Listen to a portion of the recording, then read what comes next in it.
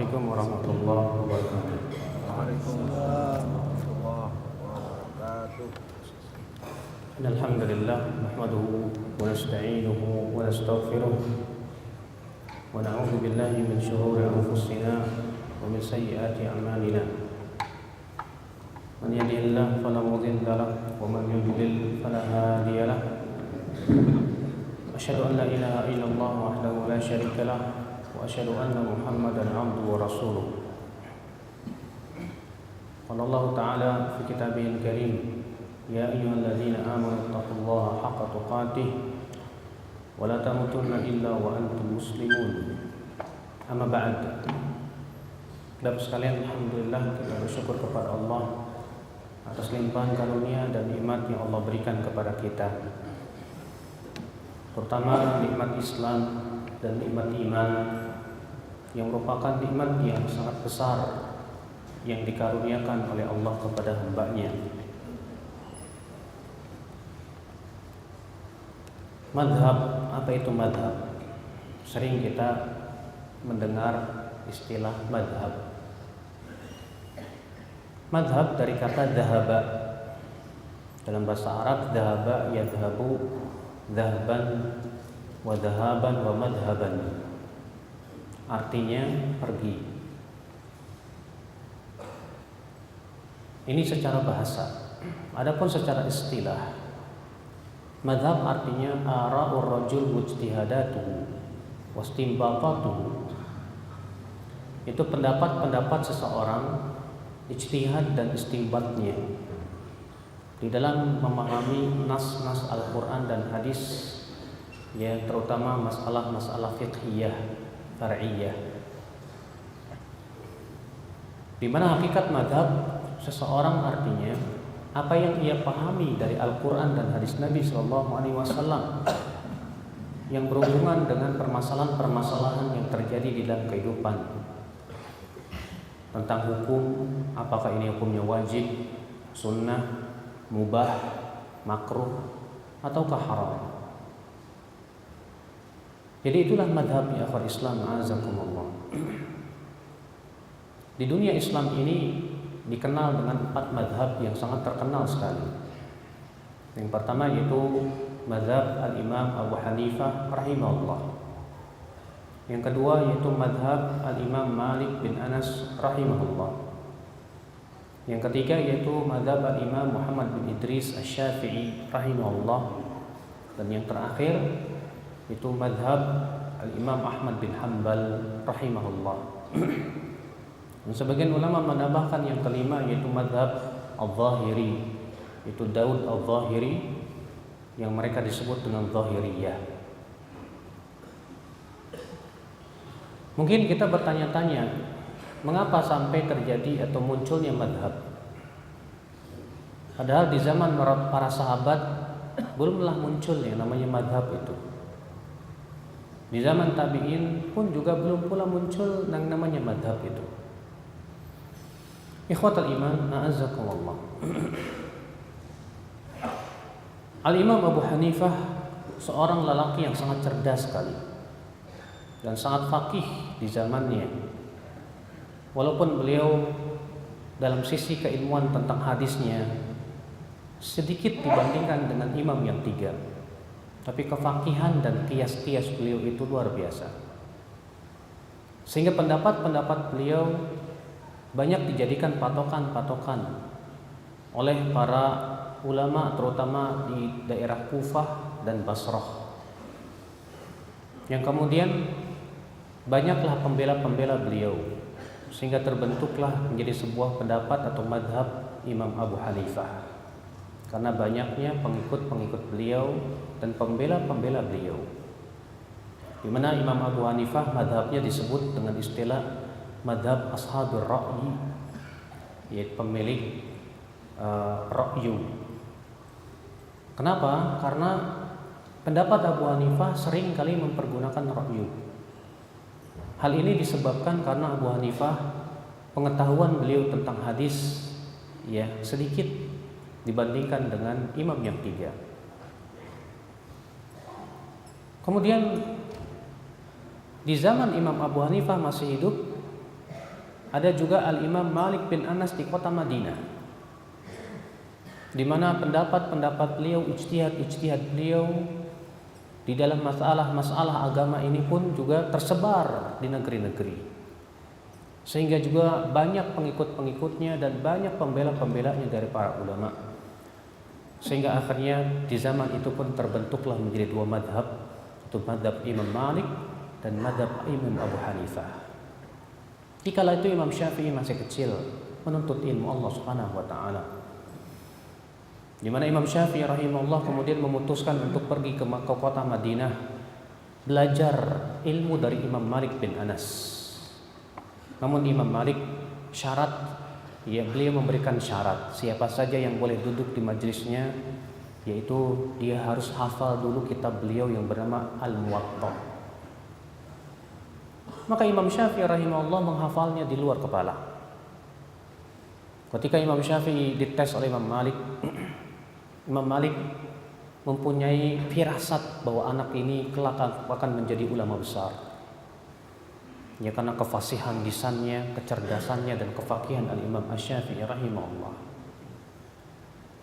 Yang kemudian setelah Imam Malik meninggal dunia, itu pada tahun 179 Hijriah, Imam Syafi'i memutuskan untuk belajar madhab Abu Hanifah. Namun Imam Abu Hanifah telah meninggal dunia pada tahun 150 Hijriah, di tahun Imam Syafi'i rahimahullah lahir. Akan tetapi Imam Syafi'i bertemu dengan murid-murid Imam Abu Hanifah, yaitu Muhammad bin Al-Hasan dan Al-Qadhi Abu Yusuf.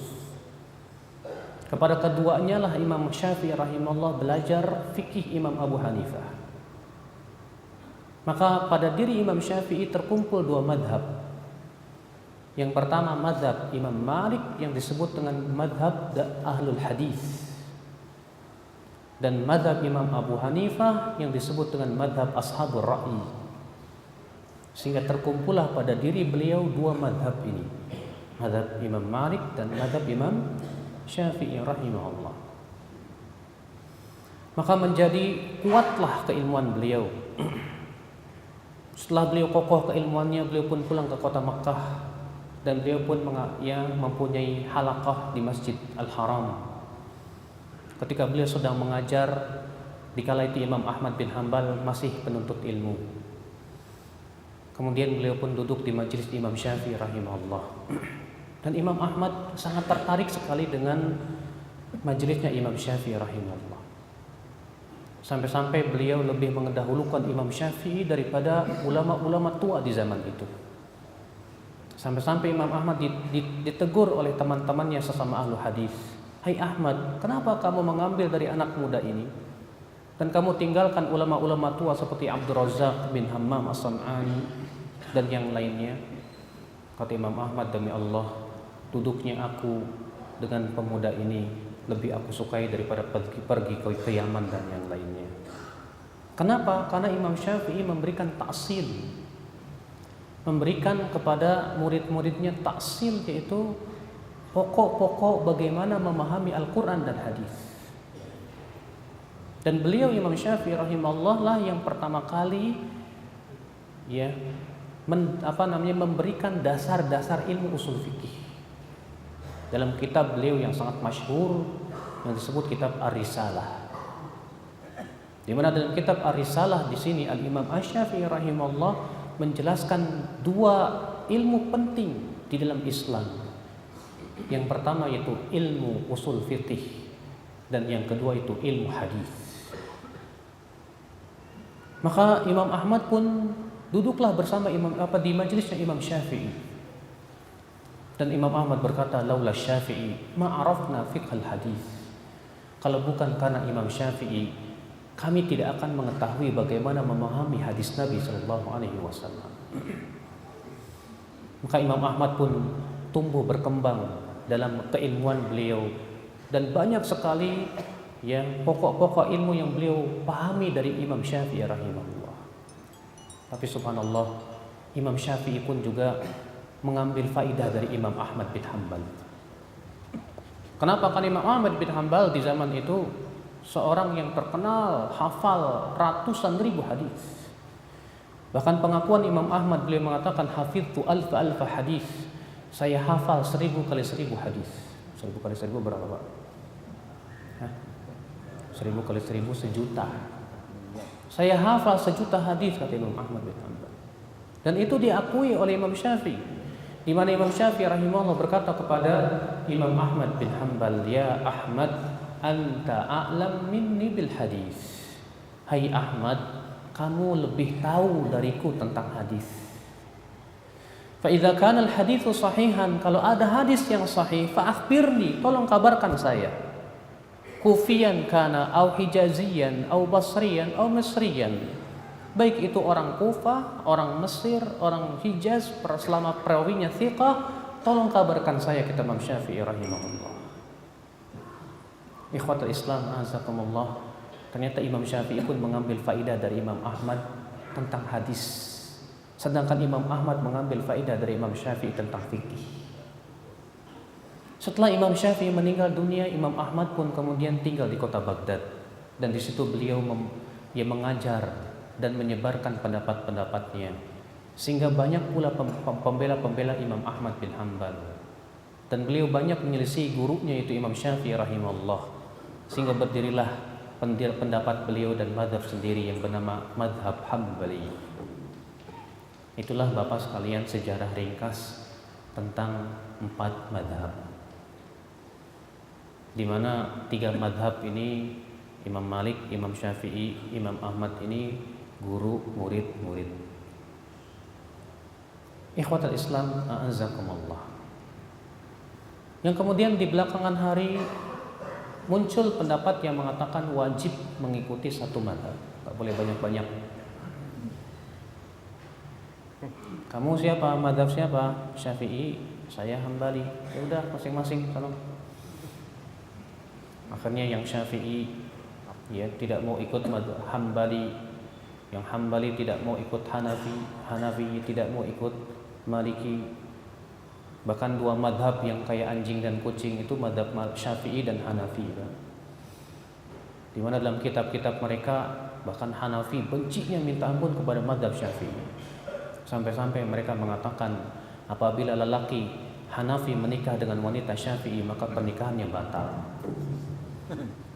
Sampai demikian ya kebencian mazhab Hanafi kepada mazhab Syafi'i. Sampai-sampai mereka membuat suatu hadis di mana disebutkan dalam hadis itu, katanya sayati 'alan nasi zamanun fihi Muhammad bin Idris wa adharru min iblis. Akan datang suatu zaman nanti, katanya, orang yang bernama Muhammad bin Idris, dia lebih berbahaya daripada iblis. Sampai bencinya ya dan fanatiknya mereka terhadap mazhab. Bahkan sekitar ya beberapa puluh tahun yang lalu di Masjidil Haram itu ada 4 mimbar. Mimbar mazhab Syafi'i, mimbar mazhab Maliki, mimbar mazhab Hanafi dan Hambali. Masing-masing punya imam. Ya. Jadi mereka yang mazhab Syafi'i ya salatnya di belakang Imam Syafi'i, ya imamnya yang bermadzhab Syafi'i. Demikian di dalam Islam pada waktu itu terjadi. Ikhwatul Islam azakumullah. Sekarang yang menjadi pertanyaan besar adalah, benarkah kita harus hanya mengikuti satu mazhab saja? Dan bahwasanya kita tidak boleh keluar dari satu mazhab. Berarti kalau antum ikut satu mazhab, ya sudah, satu mazhab saja, jangan banyak-banyak. Maka apakah perkataan ini perkara sebuah kebenaran yang harus kita ikuti? Tentunya akhi, untuk menilai kebenaran kita harus melihat dalil. Kenapa? Karena Allah Subhanahu wa taala mengutus Rasulullah sallallahu alaihi wasallam dengan membawa wahyu berupa Al-Qur'an dan hadis Nabi sallallahu alaihi wasallam yang merupakan sumber agama kita, itu Islam ini. Di dalam Al-Quran Allah tidak pernah mewajibkan mengikuti siapapun dari manusia kecuali Rasulullah. Lebih daripada 50 kali Allah menyebutkan, memerintahkan untuk menaati Rasul. Allah berfirman, wa ati'u Allah wa ati'ur Rasul wa ulil amri minkum. Taati Allah, taati Rasul, dan ulil amri di antara kamu. Allah juga berfirman, "May yuti'ir rasul faqad ata'a Allah." Siapa yang menaati Rasul, sungguh ia telah menaati Allah Subhanahu wa taala. Dan ayat-ayat yang banyak lagi yang memerintahkan kita untuk mengikuti Rasulullah salawatullahi alaihi wasallam. Maka Allah tidak pernah mewajibkan Bapak sekalian untuk mengikuti siapapun dari manusia ini kecuali Rasulullah sallallahu alaihi wasallam, di mana Rasulullah SAW maksum, beliau terpelihara dari kesalahan dalam menyampaikan risalah. Dan ini dengan ijma' para kaum muslimin. Dan itu pula yang menjadi sebuah kesepakatan dari zaman sahabat, di mana para sahabat senantiasa rujuk kepada Rasulullah sallallahu alaihi wasallam. Mereka tidak pernah menjadikan Abu Bakar sebagai rujukan pendapat apabila Abu Bakar bertabrakan dengan Al-Quran dan hadis Nabi sallallahu alaihi wasallam. Pernahkah kita mendengar di zaman para sahabat muncul madhab Abu Bakar?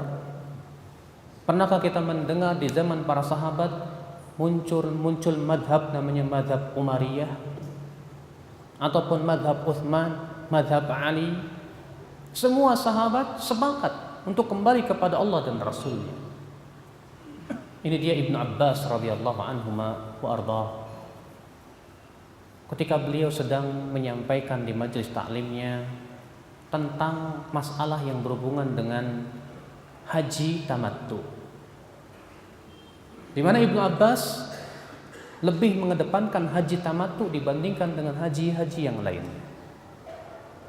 Dan beliau berhujjah dengan hujjah, di antaranya dalil-dalil Rasulullah SAW. Beliau menyesal, di mana waktu itu beliau menyesal kenapa beliau hajinya haji qiran, dan beliau ingin sekali hajinya haji tamattu, di mana Rasulullah mengatakan law istaqbaltu min amri mastadbartu. Ya, aku menyesal kata Rasulullah, kalau bukan karena aku membawa hewan hadyu ini, aku akan jadikan umroh saja. Dan Rasulullah SAW pun memerintahkan para sahabat yang tidak membawa hewan hadyu, bagi mereka yang mempunyai niat haji ifrad, untuk merubah menjadi umroh. Dan itu perintah dari Rasulullah SAW.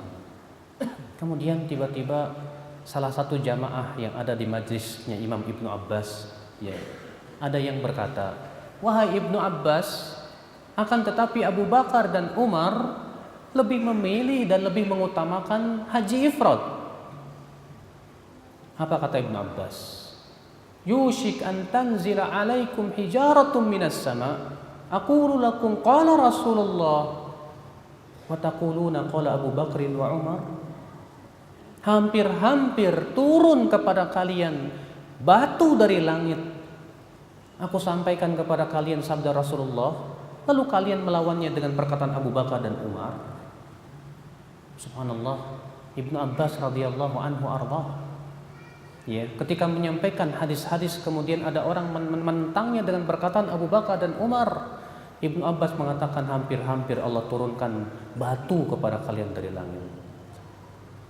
Abdullah bin Umar pun demikian sependapat dengan Ibnu Abbas dalam masalah haji tamattu.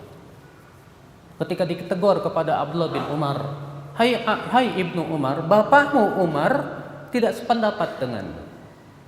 Bapakmu Umar lebih mengedepankan haji ifrad. Apa kata Ibnu Umar? Ya, Aabi ahaku an yuttaba am Rasulullah.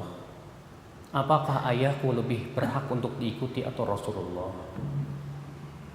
Subhanallah ya akhi, jiwa-jiwa ittiba kepada Rasulullah sudah terpatri di zaman para sahabat.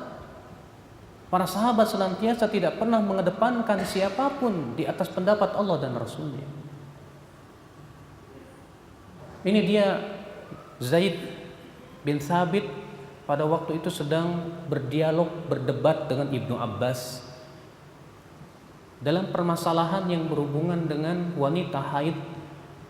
Ketika ia hendak tawaf wada, kemudian dia terkena haid, apakah dia wajib menunggu sampai selesai kemudian baru tawaf wada baru pulang, ataukah dia boleh langsung pulang tanpa harus tawaf wada? Zaid bin Thabit berpendapat harus menunggu sampai selesai baru kemudian tawaf wada dan pulang. Ibnu Abbas mengatakan tidak harus. silahkan dia pulang tanpa harus tawaf wada. Maka Zaid bin Thabit meminta dalil kepada Ibnu Abbas. Apa dalilmu hai Ibnu Abbas? Kata Ibnu Abbas, silahkan tanya kepada istri-istri Nabi SAW. Sungguh aku pernah bertanya kepada mereka. Maka Zaid pun pergilah kepada Aisyah. Ditanyanya kepada Aisyah, ternyata Aisyah membawakan hujah dan dalil dari Rasulullah SAW. Kemudian setelah itu Zaid pun datang kepada Ibnu Abbas dan tersenyum dan berkata, "Shadaqta ya Ibnu Abbas, kamu benar hai Ibnu Abbas." Demikian ya akhwat Islam, a'azakumullah. Para sahabat subhanallah selalu merujuk kepada dalil. Ibnu Abbas pernah berpendapat bahwa nikah mut'ah boleh, tidak mengapa. Tapi kemudian ditegur oleh Ali bin Abi Thalib. Lalu Ali berkata kepada Ibnu Abbas, "Innaka mru'un ta'ih." Kamu ini telah tersesat jalan. Apa kamu tidak tahu Rasulullah SAW telah mengharamkan nikah mut'ah sampai hari kiamat ya Ibnu Abbas? Mendengar itu Ibnu Abbas pun rujuk dan kembali kepada pendapat Ali bin Abi Thalib akan haramnya nikah mut'ah. Demikian ya akhwan Islam, para sahabat tidak pernah fanatik kepada pendapat seorang pun dari sahabat. Fanatik mereka hanya kepada siapa? Rasulullah sallallahu alaihi wasallam. Di zaman tabi'in pun demikian. Bahkan imam yang 4 pun semua sepakat untuk selalu merujuk Allah dan Rasulnya. Ini dia Imam Abu Hanifah berkata, "Idza ja'ana an Rasulillahi fa'ala ar-ra'si wal 'ain." Apabila datang dari Rasulullah SAW maka harus di atas kepala dan mata. Wa idza ja'ana an sahabati Rasulillah fa'ala ar-ra'si wal 'ain. Apabila datang itu dari para sahabat maka di atas kepala dan mata juga. Wa idza ja'ana an ghairihim fanahnu rijal wa hum rijal. Tapi kalau itu datang dari selain mereka, kita lelaki, mereka juga lelaki. Imam Malik, Imam Darul Hijrah, beliau berkata apa? Kata Imam Malik, beliau berkata, kata Imam Malik, kullun yu'khadhu wa yutraku qawluhu ila Rasulullah sallallahu alaihi wasallam. Setiap orang boleh diambil perkataannya dan boleh dibuang perkataannya kecuali Rasulullah sallallahu alaihi wasallam. Imam Syafi'i, apalagi Imam Syafi'i, Pak.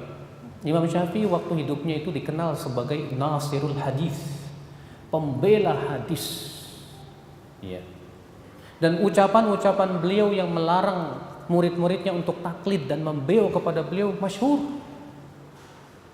Beliau berkata di antaranya, ajma'al muslimun fi riwayatin ajma'al ulama ala annahu man istabanat lahu sunnatur rasul sallallahu alaihi wasallam lam yakun an yada'aha liqauli ahadin. Para ulama telah bersepakat semuanya, kaum muslimin telah bersepakat semuanya bahwa siapa saja yang telah sampai kepadanya sunnah Rasul, yaitu hadis Rasul sallallahu alaihi wasallam, maka tidak boleh ia tinggalkan hadis itu hanya karena mengikuti pendapat seseorang. Imam Syafi'i menukil ijma'. Beliau mengatakan siapa yang sudah sampai kepadanya hadis, tidak boleh ia tinggalkan hadis hanya karena mengikuti pendapat seseorang. Subhanallah. Imam Syafi'i juga berkata, idza sahhal haditsu fahuwa madhhabi. Apabila telah sahih suatu hadis, maka itulah pendapatku. Dan itu juga diriwayatkan dari Imam Abu Hanifah rahimahullah, di mana beliau berkata, idza sahhal haditsu fahuwa madhhabi. Apabila hadis telah sahih, maka itulah pendapatku. Bahkan Imam Baihaqi dalam kitab Manaqib meriwayatkan dengan sanadnya kepada Ibnu Sa'ad, di mana Ibnu Asad, Sa'ad Ibnu Asad ini murid daripada Imam Syafi'i rahimahullah. Ibnu Asad berkata kepada Imam Syafi'i rahimahullah, wahai Imam Syafi'i, bagaimana pendapatmu tentang hadis ru'yatullah? Bagaimana pendapatmu tentang hadis bahwa nanti pada hari kiamat kaum mukminin akan melihat Allah? Apa kata Imam Syafi'i? Ya Ibnu Asad, iqdi ilayya haitu aw mittu anna kulla hadithin sahha fa inni aqulu bih wa illam yablughni.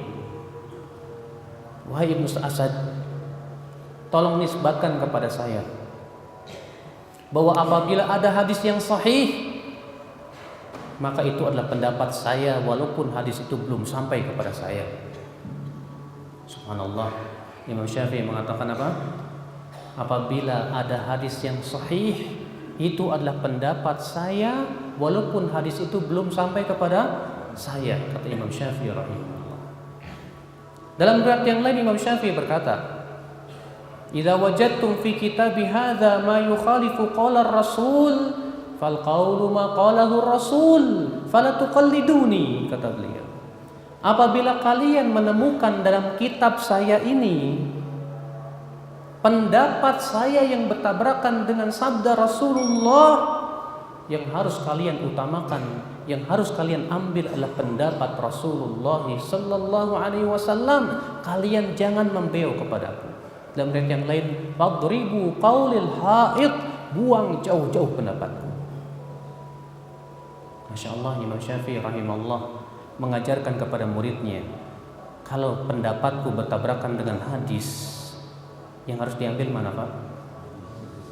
Ambil hadis, kata Imam Syafi'i. Buang jauh-jauh pendapatku, kata Imam Syafi'i rahimahullah. Bahkan suatu ketika Imam Syafi'i di majelis taklimnya, beliau membawakan dalil tentang masalah diyat al-aqilah. Lalu rupanya ada salah seorang muridnya, kalau tidak salah bernama Ishaq bin Rahawayh atau Rahuyah, berkata kepada Imam Syafi'i, "Ya Syafi'i, ataqulu bih? Apakah engkau berpendapat dengan hadis tersebut?" Maka Imam Syafi'i marah sekali, Pak. Sampai-sampai beliau berkata, "Atarani ala alayya zunnar? Atarani annani akhruj min kanisah?" Apa kamu lihat saya berpakaian pendeta? Apakah kamu lihat saya ini baru keluar dari gereja, sehingga kalau sampai kepada saya hadis, saya tidak berpendapat dengan hadis? Subhanallah. Imam Syafi'i rahimahullah, semoga Allah merahmati beliau. Imam Ahmad bin Hanbal pun juga sepakat dengan imam yang tiga tadi. Imam Ahmad berkata, "La tuqalliduni wa la tuqallidu Malikan walal Auza'i walal Thawri walal Laits walakin khudh min haitsu akhadhu." Kamu jangan membeo kepada saya, jangan membeo kepada Imam Malik, Imam Auza'i, Imam Laits, tapi ambillah dari mana mereka mengambil. Ambil maksudnya dari Al-Quran dan hadis Nabi sallallahu alaihi wasallam.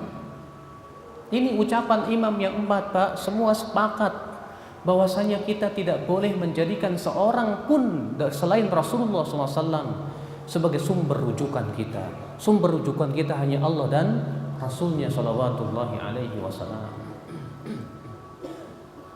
Ingat Pak, saya berbicara ini tentang masalah yang berhubungan wajibkah mengikuti satu madhab.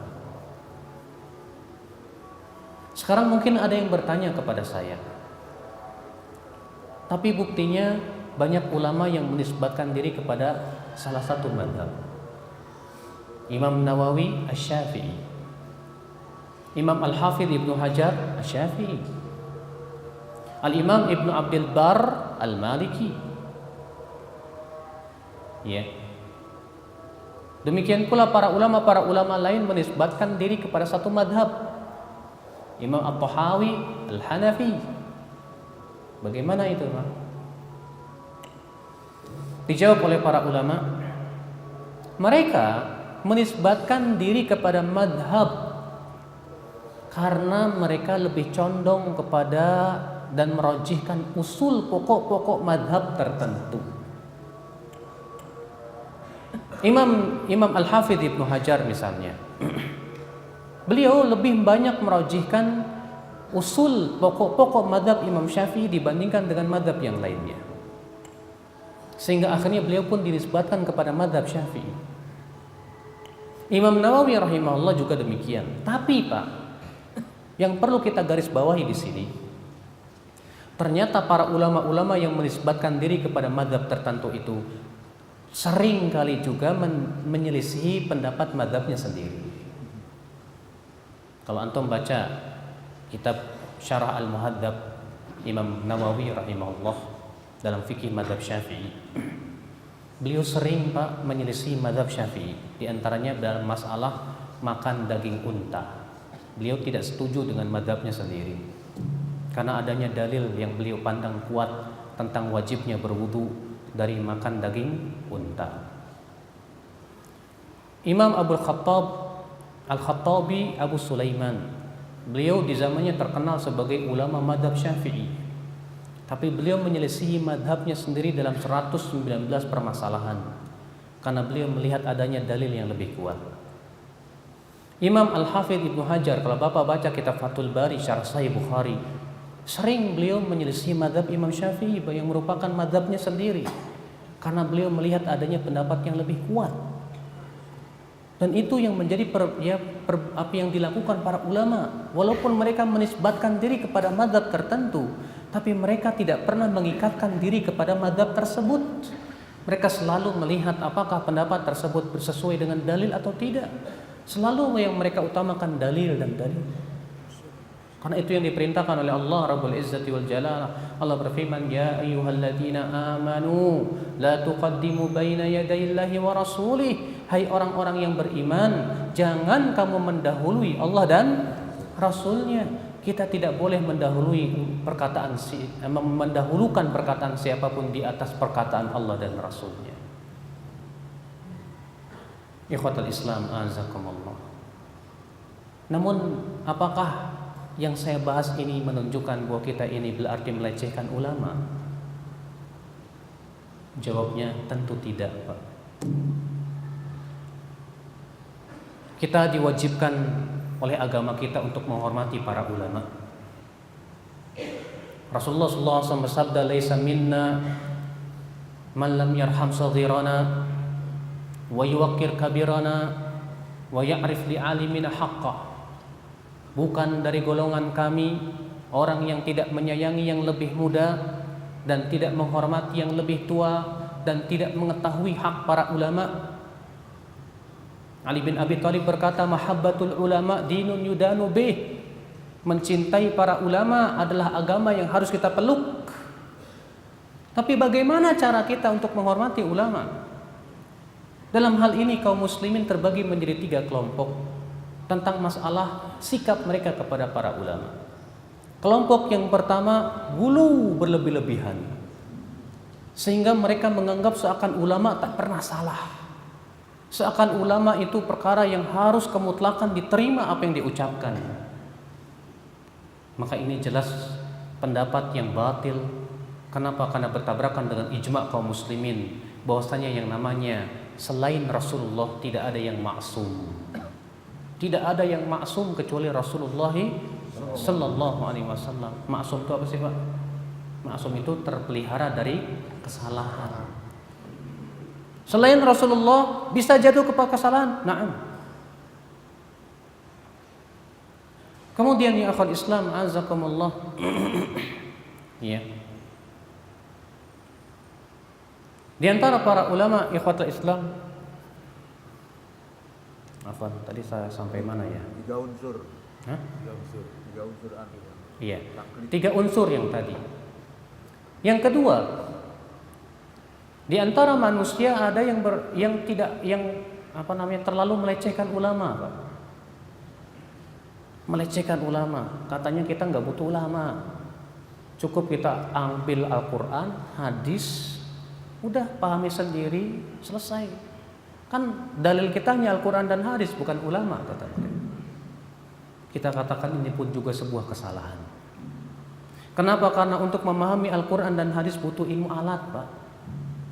Al-Quran turun dengan bahasa Arab tidak? Hadis Rasulullah berbicara dengan bahasa Arab tidak? Iya. Untuk berijtihad butuh kepada alat-alat ijtihad. Imam Syafi'i berkata tidak boleh berfatwa kecuali apabila telah memenuhi syarat berikut ini. Yang pertama, menguasai Al-Quran dan semua ilmu-ilmu yang mendukungnya. Untuk memahami Al-Quran berarti kita harus menguasai ilmu asbab nuzul, menguasai ilmu nasikh mansukh, menguasai muhkam mutasyabih. menguasai apakah ini ayat madani atau makki, menguasai juga yang berhubungan dengan ilmu bayan, menguasai berbagai macam ilmu pendukung untuk memahami Al-Quranul Karim. Yang kedua kata Imam Syafi'i, dia menguasai hadis dan dia bisa membedakan yang sahih dan yang dhaif. Untuk memahami hadis Nabi SAW pun tidak sembarangan, Pak. Dia harus tahu apakah hadis ini dihapus tidak atau sudah belum dihapus. Apakah hadis ini bersifat umum atau bersifat khusus? Apakah mutlak atau muqayyad? Di sana ada ilmunya yang tersendiri yang disebut dengan ilmu usul fikih. Nggak bisa antum bawa ambil hadis, oh begini, tanpa melihat hadis yang lainnya. Sudah begitu belum tentu hadis yang sampai kepada kita sahih. Berarti kita pun juga harus menguasai ilmu hadis untuk bisa membedakan apakah hadis ini sahih atau hadis lemah. Ternyata untuk memahami Al-Quran dan hadis butuh kepiawaian, butuh kemahiran, butuh penguasaan terhadap ilmu-ilmu alat yang mendukung dan yang menguasainya para ulama. Antum, kita terkadang bahasa Arab aja nggak bisa, udah sok jago-jagoan. Langsung ambil hadis, pahami sendiri. Oh, menurut saya ayat ini begini. Siapa Anda? Anda ahli tafsir yang sudah menguasai ilmu-ilmu untuk menafsirkan Al-Quran? La ilaha illallah. Iya. Maka sikap yang benar adalah sikap yang tengah-tengah.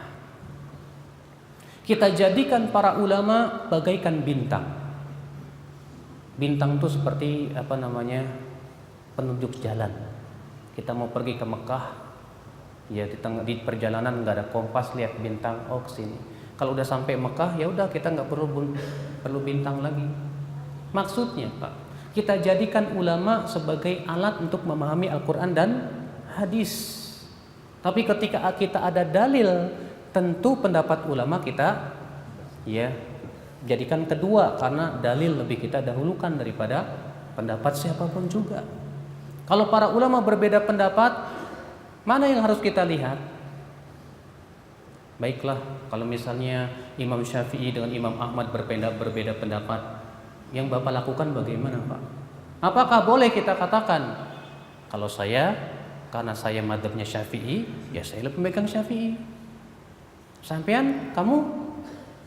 Ya saya mazhab Hanbali. Ya udah ulamaku. Seperti itukah yang diperintahkan oleh Allah dan Rasulnya? Tidak.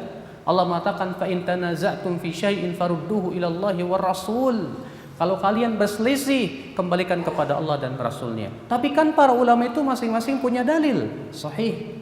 Disitulah kita harus menguasai ilmu tarjih. Apa itu ilmu tarjih? Bagaimana memilih pendapat yang paling kuat. Dan itu adanya dalam ilmu usul fikih. Disebutkan dalam ilmu usul fikih lebih daripada 50 tata cara dalam mentarjih. Kalau kita tidak menguasainya, bagaimana kita akan tahu, Pak? Makanya disinilah yang menjadi permasalahan adalah pertanyaan besar. Bolehkah kita taklid kepada seseorang? Taklid apa sih, Pak? Taklid itu artinya mengikuti seseorang. Yang menjadi pertanyaan besar adalah boleh nggak taklid? Hah? Boleh nggak, Pak? Nah, tapi Hah? Kok pada diam? Taklid boleh nggak? Taklid nggak boleh. Semuanya sepakat taklid nggak boleh. Saya katakan taklid ada yang boleh, ada yang tidak. Para ulama membagi hukum taklid menjadi 3. Hukum yang pertama wajib. Hukum yang kedua haram. Dan hukum yang ketiga mubah. Siapa yang wajib taklid? Kata para ulama, yang wajib taklid orang awam yang tidak punya kemampuan untuk memahami Al-Quran dan hadis, dan tidak punya kemampuan untuk istinbat dari Al-Quran dan hadis, dan tidak menguasai alat-alat untuk berijtihad. Kewajiban mereka ikut saja. Sebagaimana firman Allah, fas'alu ahla dzikri in kuntum la ta'lamun. Tanya kepada ahlinya jika kamu tidak tahu. Kewajiban Bapak ikut. Sekarang kalau saya serahkan ke Bapak, Pak maaf ada hadis ini tolong periksa sendiri. Saya apa enggak? Bapak bisa? Sementara Bapak tidak pernah belajar ilmu hadis, disuruh meriksa sendiri hadis ini sahih apa enggak. Oh, menurut saya sih sahih, Ustaz. Kenapa? Bagus isinya. Seperti itu ukurannya. Mau tidak mau Bapak harus apa? Taklid. Oh, Ustaz, ini disahihkan oleh Imam Tirmidzi. Nah, itu namanya taklid kan? Menurut Imam Tirmidzi ini hadis sahih. Padahal kita tidak tahu sebab kesahihannya apa. Menurut Imam Fulan ini hadis dhaif. Kita pun tidak tahu apa sebab kedhaifannya. Itulah namanya taklid, Pak. Bapak terkadang dalam suatu permasalahan Bapak tidak tahu jawabannya apa. Datang ke Ustadz, Ustadz, saya ada permasalahan penting, saya minta jawabannya. Ya. Saya kemarin berbuat seperti ini, hukumnya apa? Haram apa halal? Kata ustadznya, boleh. Alhamdulillah, selesai. Itu namanya taklid. Orang awam tidak diperkenankan untuk langsung istinbat dari Al-Quran dan hadis. Ambil Al-Quran, ambil hadis, ijtihad sendiri, fahami sendiri. Bagaimana dia berijtihad sementara ilmu alatnya tidak kuasai? Maka Imam Adz-Dzahabi berkata, fa kaifa yatiru walamma yurayish? Bagaimana burung akan terbang sementara bulunya saja belum tumbuh? Bagaimana engkau akan naik ke atap sementara tidak ada tangganya? Tidak mungkin, Pak. Maka orang awam diwajibkan oleh para ulama, kamu ikut saja para ulama. Yang menanggung dosa kamu para ulama. Kalau ulamanya salah, kamu ditanggung dosanya oleh ulama. Kewajiban awam hanya bertanya saja. Iya, Syekh, Fulan, Ustadz, saya mau tanya, boleh apa tidak? Ustadz yang ngomong boleh. Ternyata ustadznya berkata tanpa ilmu. Dia yang nanggung dosanya. Makanya Pak, ya, jadi ustadz tuh nggak enak. Karena dia harus berani menanggung dosa orang yang banyak gitu. Kalau dia berkata tanpa ilmu, yang menguasai, yang mengikuti 1000 orang, ya 1000 dosa dia ambil gitu. La ilaha illallah. Ini taklid yang wajib. Kapan taklid itu haram? Taklid haram apabila telah sampai kepada dia dalil. Bapak misalnya berpendapat dengan pendapat Ustadz Fulan, tapi ternyata sampai kepada Bapak dalil yang lebih kuat dan hujah yang lebih kuat daripada apa yang dipegang oleh Ustadz Bapak. Maka kewajiban Bapak adalah meninggalkan pendapat dia dan mengikuti dalil. Dan di saat itu kalau Bapak berkata enggak, saya lebih taklid sama dia, haram hukumnya. Karena Allah berfirman, wa idza qila lahum ittabi'u ma anzalallah qalu bal nattabi'u ma alfaina alaihi aba'ana, dalam surat Al-Baqarah. Apabila dikatakan kepada mereka ikuti apa yang Allah turunkan, mereka berkata kami lebih mengikuti apa yang kami temukan dari nenek moyang kami. Masalahnya telah sampai kepada mereka hujah, tapi ternyata mereka lebih mengikuti adat istiadat nenek moyang. Maka Allah mengatakan awalau kana aba'uhum la ya'qiluna syai'an wa la yahtadun. Apakah walaupun nenek-nenek moyang kalian itu tidak berakal dan tidak mendapatkan hidayah, tetap kalian ikuti juga, kata Allah. Allah mengecam mereka-mereka yang sudah sampai kepadanya hujah tapi tetap taklid kepada siapa? Ya, ulamanya, dedengkotnya dan yang lainnya. Demikian pula kita. Orang awam, kewajiban kita tanya kepada ulama. Tapi kalau datang kepada kita hujah yang lebih kuat dan dalil yang jelas dan sharih yang bertabrakan dengan pendapat ulama tersebut, kita harus mengikuti yang lebih kuat dalil dan hujahnya. Bukan kemudian menggunakan jurus taklid, tidak bisa. Apalagi kalau sudah nyata-nyata pendapat yang kita ikuti itu jelas salah, maka kita wajib meninggalkan pendapat itu dan mengikuti pendapat yang berdasarkan hujah tersebut, Bapak sekalian. Ikhwatul Islam, azakumullah. Sekarang menjadi permasalahan, Pak, yang pernah saya bahas di sini. Yaitu kalau terjadi perselisihan ulama, sikap kita bagaimana? Apakah kira-kira kita ini ngambil yang enak-enak aja? Wah, pendapat ulama satu yang mengatakan boleh, mengatakan haram. Yang haram berat, yang boleh aja lah saya sambil. Iya. Naam, sebagian ulama ada yang berpendapat seperti itu. Boleh ambil yang paling mudah. Karena Allah berfirman, yuridullahu bikumul yusra. Allah menginginkan untuk kalian kemudahan. Namun pendapat ini saya pandang pendapat lemah. Kenapa? Karena ada ayat khusus yang menyebutkan tentang perselisihan. Karena ayat yang mengatakan Allah menginginkan kemudahan itu berhubungan dengan masalah rukhsah, bukan berhubungan dengan masalah perselisihan. Adapun dalam masalah perselisihan, Allah berfirman dalam surat An-Nisa ayat 59, "Fa in tanaza'tum fi syai'in farudduhu ila Allahi war Rasul." Jika kalian berselisih, kembalikan kepada Allah dan Rasulnya. Kembalikan berarti kita harus melihat, Ustadz pendapatnya Ustadz apa sih begini? Mohon saya pengen tahu dalilnya Ustadz. Ustadz pun membawakan dalilnya begini. Tapi antum merasa belum puas, nanya lagi ke Ustadz yang lain. Ternyata pendapatnya beda lagi. Dia pun juga mengemukakan hujah-hujahnya juga.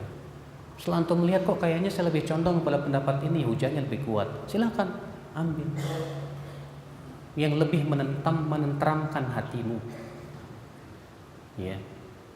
Walaupun orang awam yang tidak paham, tapi tetap pastilah Pak, ada ketika kita mendengar hujah-hujah yang disampaikan, kita lebih tentram kepada hujah yang ini.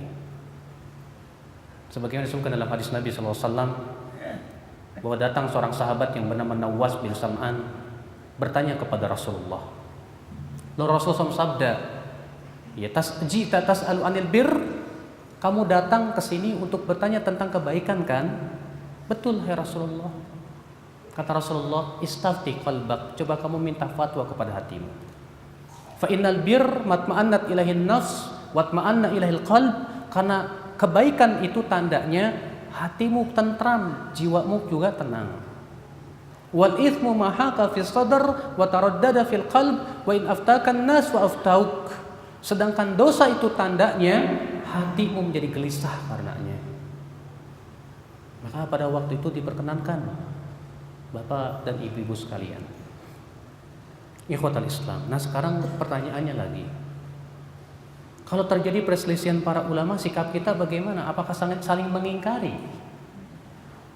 Ketahuilah Pak, bahwasannya tidak setiap pendapat ulama bisa kita hormati dan tidak setiap pendapat ulama bisa kita ingkari. Kata para ulama, perselisihan para ulama ada dua macam.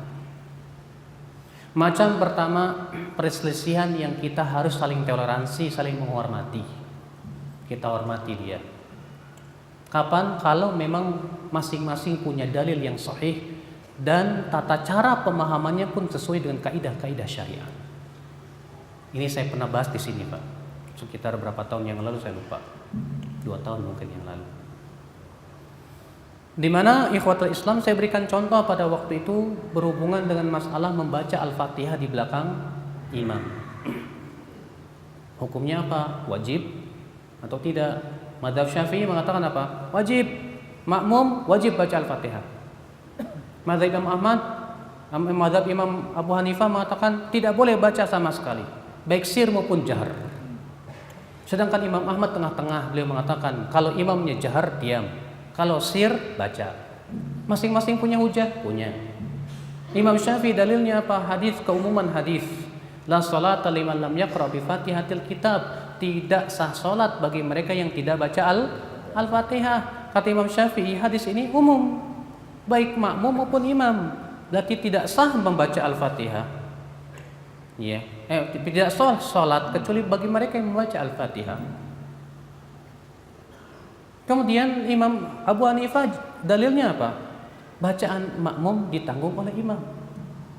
Selama itu bacaan makmum ditanggung oleh imam, berarti dalam salat jahriyah maupun sirriyah tetap tidak boleh baca. Kan sudah ditanggung. Sementara Imam Ahmad mengkompromikan dua pendapat. Dia berkata, kalau jahriyah diam, karena Allah mengatakan wa idza quri'al qur'anu fastami'u lahu wa ansitu. Apabila dibacakan Al-Quran, dengarkan dan diam. Dan dalam hadis Rasul sabda, wa idza qara'a fa'ansitu, apabila imam membaca, diamlah kalian.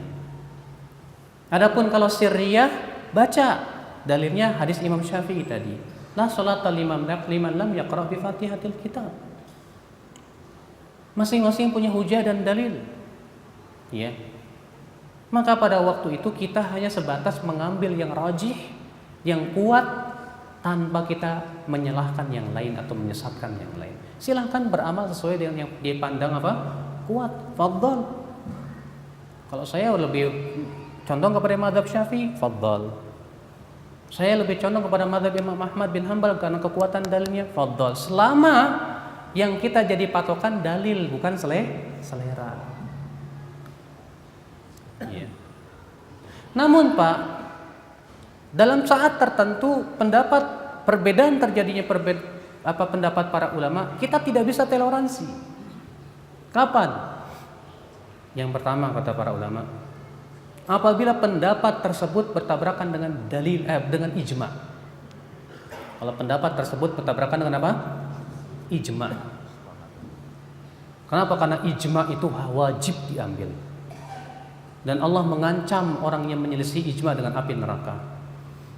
Allah berfirman dalam surat An-Nisa, "Wa may yushaqiqir rasul min ba'di ma tabayyana lahul huda wa yattabi' ghayra sabilil mu'minin nuwallihi ma tawalla wa nuslihi jahannam wa sa'at masira." Siapa yang menyelisihi rasul setelah jelas kepadanya petunjuk dan mengikuti jalan selain kaum mukminin, kata Imam Syafi'i, maksudnya mengikuti selain ijma mereka, maka kami akan biarkan ia leluasa di dalam kesesatannya itu, dan kami akan bakar ia dengan api neraka, dan itu seburuk-buruknya tempat kembali. Tapi Pak, ijma itu pun juga ada dua macam. Ada ijma qat'i yang sudah pasti bahwa itu memang terjadi ijma, ini yang tidak boleh diselisihi. Dan ada ijma dhanni yang masih diduga bahwa itu ijma. Karena tidak setiap ulama yang mengatakan ini ijma terjadi ijma. Saya berikan contoh. Imam Nawawi mengatakan telah terjadi ijma bahwasannya wajibnya mengeluarkan zakat dalam urudut tijarah, barang-barang dagangan. Ternyata setelah dikoreksi oleh para ulama tidak ada ijma, masih terjadi perselisihan di zaman dahulu. Sebagian ulama berpendapat tidak ada zakat dalam masa urudut tijarah, dan ini pendapat Ibnu Hazm. Sebagian ulama seperti Imam Nawawi tersebut mengatakan demikian. Imam Nawawi juga pernah mengatakan boleh mengamalkan hadis lemah menurut ijma para ulama. Ternyata dikritik oleh para ulama setelahnya bahwa klaim ijma ini salah, karena dalam hal ini tidak ada ijma, terjadi perselisihan para ulama. Imam Bukhari dan Muslim mengatakan mengamalkan hadis lemah tidak boleh sama sekali, dan itu yang dipilih oleh Abu Bakar Ibn Arabi. Ikhwatul iman, azakumullah. Makanya disinilah kita pun juga untuk mengetahui ini ijma qat'i, ini ijma dhanni dari mana coba? Kalau bukan ngikutin para ulama. Kalau kita yang awam-awam kayak gini susah Pak, nggak tahu ilmunya. Ya, nggak tahu ilmunya. Ikhwatul Islam, azakumullah. Kedua, apabila pendapat tersebut bertabrakan dengan dalil yang sahih, sharih, bukan cuma sharih tapi juga tidak mansukh dan tidak bertabrakan dengan hadis lain yang lebih sahih. Sebuah contoh. Imam Abu Hanifah berpendapat bahwa yang namanya arak itu yang terbuat dari anggur saja. Selain anggur tidak disebut arak, walaupun memabukkan. Sedangkan jumhur ulama mengatakan setiap yang memabukkan arak. Hujahnya jumhur apa? Hadis yang sahih, sharih, jelas, tegas sekali. Kullu muskirin khamrun wa kullu khamrin haram. Setiap yang memabukkan itu arak dan setiap arak itu haram. Dan ulama yang tiga sepakat mengingkari pendapat Imam Abu Hanifah yang mengatakan boleh kalau terbuat dari selain anggur. Bagaimana kalau ada pemuda mabuk? Kemudian bapak bilang, kamu jangan mabuk-mabukan. Kata pemuda ini, maaf ya, hormati pendapat ulama. Kata Abu Hanifah, yang namanya arak itu terbuat dari anggur saja. Ini di rambutan tahu.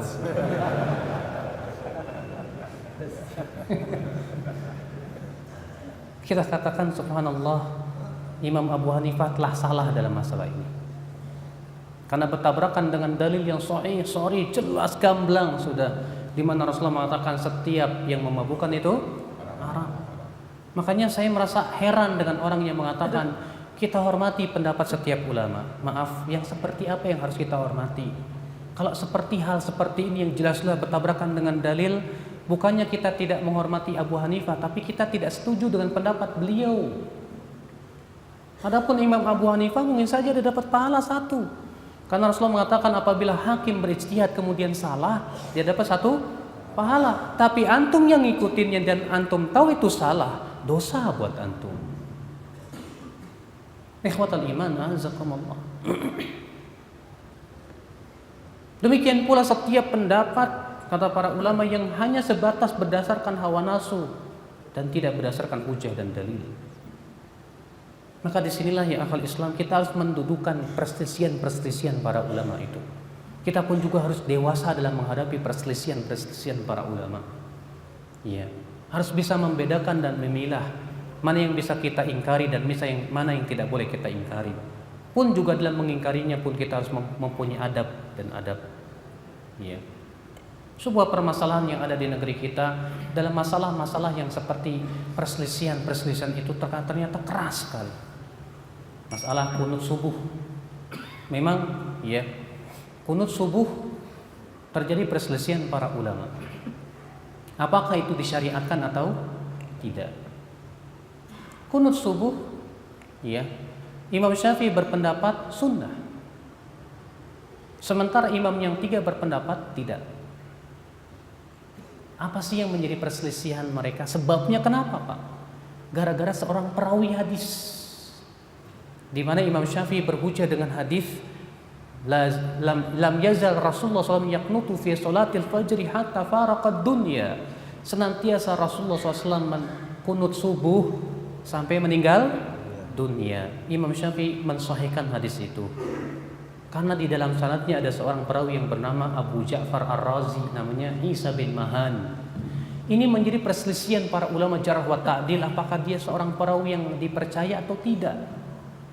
Menurut Imam Yahya bin Ma'in, Ali ibn al-Madini, gurunya Imam Bukhari, demikian pula Al-Fallas, mereka mengatakan dia thiqah. Dan Imam Syafi'i termasuknya menthiqahkannya. Sedangkan Abu Zur'ah, Imam Ahmad, Imam Bukhari dan banyak ulama lain mendhaifkan dari sisi hafalannya. Dan itu yang dirajihkan oleh Ibnu Hajar dan Imam Ad-Dhahabi. Di mana Ibnu Hajar mengatakan Abu Ja'far Ar-Razi saduqun sayyi'ul hifdz. Dia saduq tapi buruk hafalannya sehingga lemah. Dasar inilah yang menjadi perselisihan para ulama sebabnya. Masing-masing melihat kepada yang ia pandang kuat.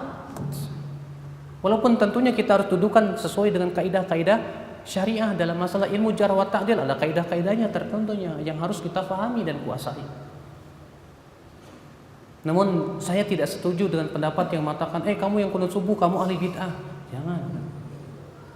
Ya, karena ini masalah ijtihad. Hatta jumhur ketika mereka berpendapat bagaimana kalau kita sholat di belakang Imam Syafi'i, Imam Ahmad mengatakan adapun saya tetap ikut kunut kalau saya bermakmum di belakang Imam Syafi'i. Dan itu yang dipilih oleh Syekhul Islam dan Syekh Utsaimin rahimahullah di zaman ini. Walaupun Abu Hanifah mengatakan itu bid'ah.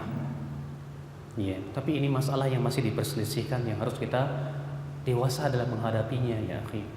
Ya. Masalah-masalah ijtihadiyah kata para ulama yang lebih baik kita tidak saling mengingkari. Ya. Ikhwatal iman, a'azzakumullah. Mudah-mudahan yang saya sampaikan pada pagi hari ini bermanfaat. Yang jelas Pak, kewajiban kita semua adalah terus menuntut ilmu.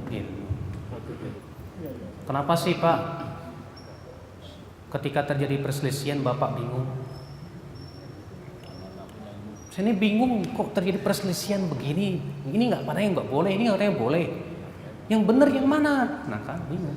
Bapak bingung. Kenapa Bapak bingung? Kalau Bapak nggak tahu jalan, Bapak mau pergi ke Tulamben, nggak tahu jalan, tahu toilet, dihadapkan pada apa? Persimpangan jalan. Nah loh, yang mana ya? Yang ini apa yang itu? Nanya ke dua-duanya jawabannya berbeda. Tambah bingung Bapak. Tapi kalau Bapak tahu, sudah paham, nggak perlu orang mau ngomong apa, saya udah tahu. Kok jalannya lewat sini? Kenapa Bapak bingung? Jawabnya karena Bapak tidak tahu. Yang kedua, Bapak tidak pernah berusaha untuk tahu. Karena banyak di antara kita ketika kita tidak tahu dan bingung dibiarkan mengambang begitu. Dan tidak ada usaha untuk mencari mana yang paling kuat dari kedua pendapat. Kewajiban kita adalah ketika kita bingung, hilangkan kebingungan dengan ilmu. Cari dalilnya di setiap pendapat.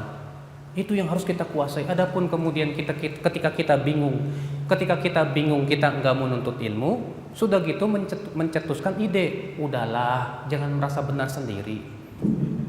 Saya katakan, Pak, ini ide konyol. Kalau Bapak berkata kepada saya, Ustadz jangan merasa benar sendiri, saya akan katakan kepada Bapak ngomong gitu ngerasa benar nggak? Hah? Bapak ngomong gitu ngerasa benar nggak?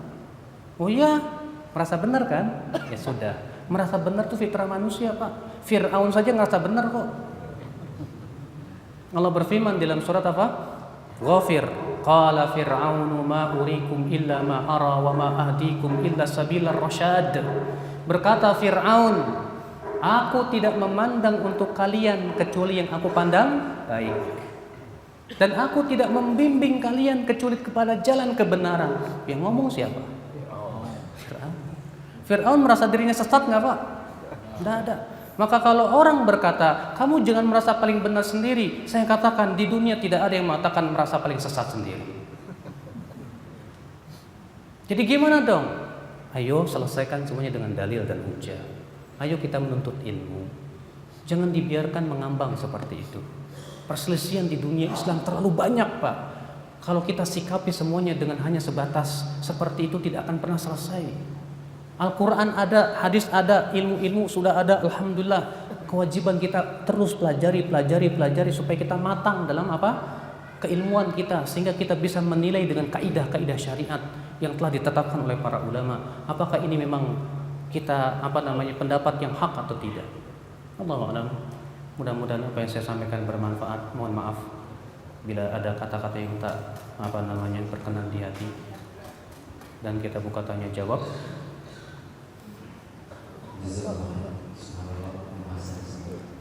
Luar biasa. Pemahaman kita dan untuk melengkapi pemahaman kita mungkin ada dari Kecamatan Ustaz. Kami berkasih kepada saya.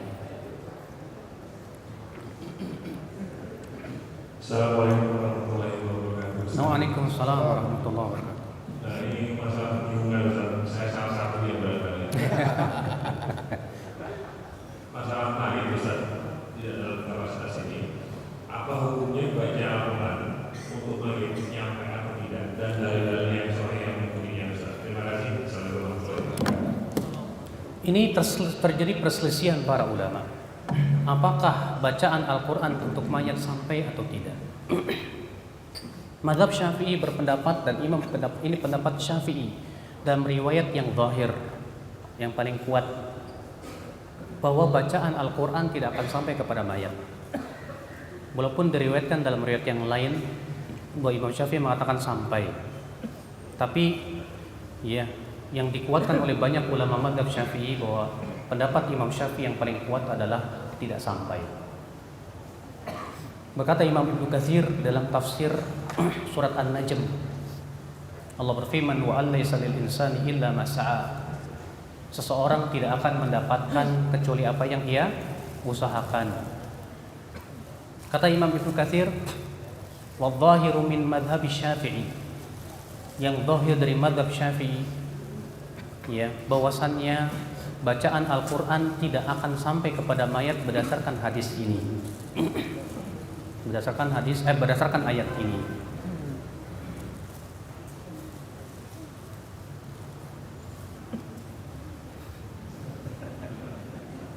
Silakan disibukkan makan dulu. Jadi sibuk makan, ya. Baik. Pendapat Imam Ahmad bin Hanbal sampai. Pendapat Imam Ahmad apa? Sampai. Dalil Imam Ahmad apa? Qiyas. Kata Imam Ahmad, bukankah menghajikan orang yang telah mati sampai? Bukankah mempuasakan orang yang telah mati sampai? Bukankah bersedekah untuk orang yang telah mati sampai? Kalau itu adalah ibadah, ini pun ibadah, kata Imam Ahmad. Apa bedanya? Sementara Imam Syafi'i mengatakan, dan ini sebagian disebutkan oleh Ibnu Katsir, bahwa dalam masalah ini tidak bisa dikiaskan. Menurut Imam Syafi'i. Kenapa? Pertama, Rasulullah SAW tidak pernah satupun riwayat yang menyebutkan yang sahih menghadiahkan bacaan Al-Quran kepada mayat. Tidak pula para sahabat kecuali dalam riwayat-riwayat yang lemah. Sehingga Imam Ibnu Katsir berkata, "Lau kana khairan lasabaquna ilaih." Kalaulah itu perkara yang baik, tentu Rasulullah dan para sahabat telah mendahuluinya. Sehingga menurut Imam Ibnu Katsir, pendapat yang terkuat dalam hal ini adalah mazhab Syafi'i rahimahullah. Dan itu pendapat yang saya pilih. Kenapa? Karena saya belum mendapatkan riwayat satupun juga di zaman Rasulullah dan para sahabat saling menghadiahkan bacaan Al-Quran. Bahkan ketika Aisyah radhiyallahu anha wa ardhaha bertanya kepada Rasulullah, "Hai Rasulullah, kalau saya ziarah kubur, apa yang harus saya baca ya Rasulullah?" Kata Rasulullah, "Bacalah Assalamualaikum ahlad diyar minal muslimina wal mu'minin wa inna insyaallah bikum lahiqun nas'alullaha lana wa lakumul afiyah." Ternyata Rasulullah tidak mengajarkan apa-apa kepada Aisyah kecuali itu. Dan Rasulullah sering kali ziarah kubur, tapi tidak pernah dinukil kepada kita beliau menghadiahkan bacaan Al-Quran kepada mayat. Padahal Rasulullah orang yang paling sayang kepada umatnya, sangat sayang. Ya. Demikian pula tidak ada satupun riwayat dari para sahabat Rasulullah SAW. Saya lebih condong kepada madhab Imam Syafi'i. Tapi saya tidak berani untuk mengatakan yang melaksanakannya sebagai ahli bid'ah, nggak berani saya. Karena ini masalah koridor perselisihan para ulama. Kewajiban kita adalah untuk memilih mana yang paling kuat dari pendapat para ulama. Allahu a'lam.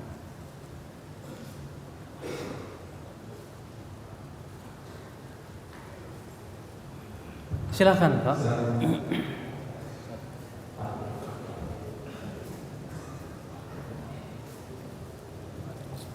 Assalamualaikum warahmatullahi wabarakatuh. Waalaikumsalam warahmatullahi wabarakatuh. Maaf Ustaz, di dalam akhir-akhir ini kita disajikan sebuah fenomena yang kurang enak bagi kita sebagai orang Islam. Satu permasalahan yang sangat mendasar adalah situs-situs Islam ditutup. Dan itu dikebiakuiah Ustaz. Dikebiakuiah itu maksudnya disamaratakan. Saya lihat ada keterangan dari BNPT itu menjelaskan masalah perbedaan. Itu disambut pautkan dengan radikalisme. Dan ini kan sangat sedih kita. Kebenaran Islam disampaikan kalau berselisih dengan apa yang disampaikan dianut oleh tradisional, itu akan menjadi permasalahan. Pertanyaan saya, kok yang lain tidak ditutup? Artinya membuat ulah itu tidak ditutup. Artinya yang membuat Islam itu menjadi kebiri kok tidak ditutup? Itu aja Ustaz. Terima kasih penjelasannya. Terima kasih. Assalamualaikum warahmatullahi wabarakatuh. Ini kayaknya di luar tema saya, Pak. Kalau di luar tema terlalu luas, jadi akhirnya Panjang. ini terlalu panjang menurut saya ya. Masalah yang berhubungan hal seperti itu adalah pertama, kita sebagai penuntut ilmu ya tetap menuntut ilmu walaupun tidak ada situs. Saya katakan walaupun tidak ada internet, kita tetap menuntut ilmu. Karena yang sangat dianjurkan itu kita duduk di majelis ta'lim, Pak, dan mengambil ilmu itu dari mulut ke mulut. Dahulu para sahabat duduk di majelis Rasulullah. Dahulu para tabi'in duduk di majelis para sahabat. Mereka duduk. Iya. Masalah urusan BNPT itu bukan kapasitas saya untuk berbicara. Siapalah saya. Namun kewajiban kita adalah untuk semakin rajin hadir di majelis taklim. Banyak orang gara-gara internet, udahlah cukup di internet aja, nonton di internet, tapi nggak mau duduk di majelis taklim. Nggak bagus, Pak. Yang paling bagus itu duduk di majelis taklim. mudah-mudahan ini semakin memotivasi kita untuk semakin rajin ke majelis taklim. Ya tidak? Iya. Karena itu yang lebih sesuai yang diajarkan oleh Rasulullah SAW untuk duduk di majelis ta'lim. Kata Rasulullah, wa majtama'a qaumun fi baitin min buyutillahi ta'ala yatluna kitaballah wa yatadarasunahu bainahum illa nazalat alaihimus sakinah wa ghasyiyatuhumur rahmah wa haffathumul malaika wa dzakarahumullahu fi man indah. Tidaklah suatu kaum berkumpul di suatu masjid dari masjid-masjid Allah, mereka membaca Al-Quran dan saling mempelajarinya, kecuali akan turun kepada mereka apa? Sakinah. Akan dilingkupi oleh rahmat, akan dikelilingi oleh malaikat, dan Allah akan sebutkan nama mereka di hadapan malaikat-malaikatnya. Luar biasa keutamaan yang besar untuk duduk di majelis taklim. Majelis taklim ini yang harus kita dahulukan, Pak. Iya. Maka dari itulah itu jawaban saya tentang masalah yang seperti itu. Allah. Silakan. Saya mau tanya. Assalamualaikum warahmatullahi wabarakatuh. Assalamualaikum warahmatullahi Kalau kita berbicara masalah ayat yang berbunyi wala taziru waziratun wizra. Kemudian ada orang yang membadalkan dengan orang tua. Kenapa, Pak? Membadalkan dengan orang tua. Membadalkan haji, iya. Jadi kaitannya anak kandung itu adalah produksi daripada orang tua itu. Jika anak itu menjadi alim, kemudian dia menjadi orang yang sampai, apakah itu bisa diterima? Atau setiap orang bisa mendapatkan orang yang Enggak jelas sih. jadi anak yang lahir adalah di-create oleh orang tuanya sehingga menjadi orang yang baik. Ketika orang tuanya meninggal belum melakukan haji, pada haji itu dilakukan oleh anaknya, apakah itu diterima oleh Allah? Ataukah sembarang orang bisa melakukan haji? Baik. Itu aja. Assalamualaikum warahmatullahi wabarakatuh. Assalamualaikum warahmatullahi wabarakatuh. Hadis-hadis yang menyebutkan tentang badal haji, rata-rata yang bertanya kepada Rasulullah ada anak. Datang anak ke Rasulullah dan berkata, ya Rasulullah, inna ummi matat wa nadarat an tahujj afa ahujju anha. Hai Rasulullah, ibuku bernadar haji tapi keburu meninggal sebelum haji, apakah saya harus menghajikannya? Kata Rasulullah, ara'aiti law kanat ala ummiki dain. Bagaimana pendapatmu kalau ibumu punya hutang? Akunti qadiyatah, apakah kamu wajib membayarkan hutangnya? Wajib, ya Rasulullah. Demikian pula hutang Allah lebih berhak untuk kamu bayarkan. Dan menurut yang lain ada seorang laki-laki wanita datang kepada Rasul dan berkata, ya Rasulullah, inna abi qad asbah syaikhan kabiran. Ayahku sudah tua.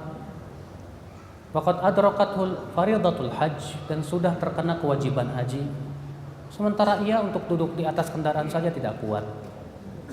Afa ahujju an, bolehkah aku menghajikannya ya Rasulullah? Kata Rasulullah, na'am hujja'an, ya hajikan. Yang jadi perselisihan adalah, bolehkah kalau yang menghajikan itu orang lain selain anaknya? Ini pernah jadi perselisihan juga para ulama.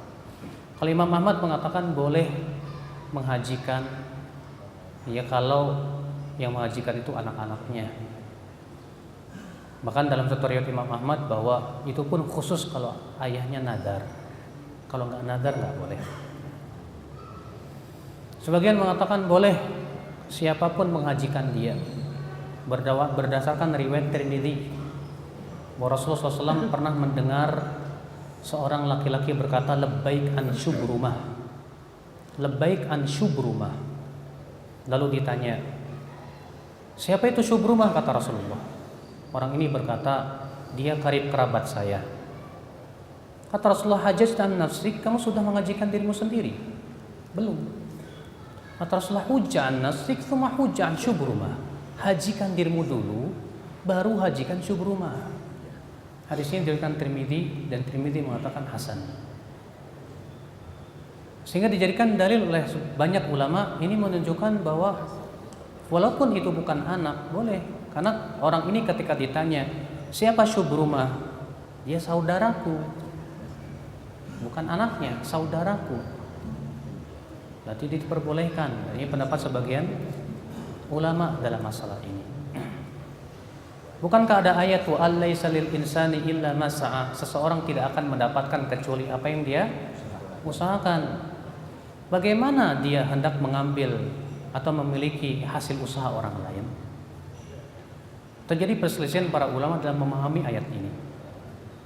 Taqiyuddin Al-Harrani berkata, ayat ini hanya meniadakan kepemilikan.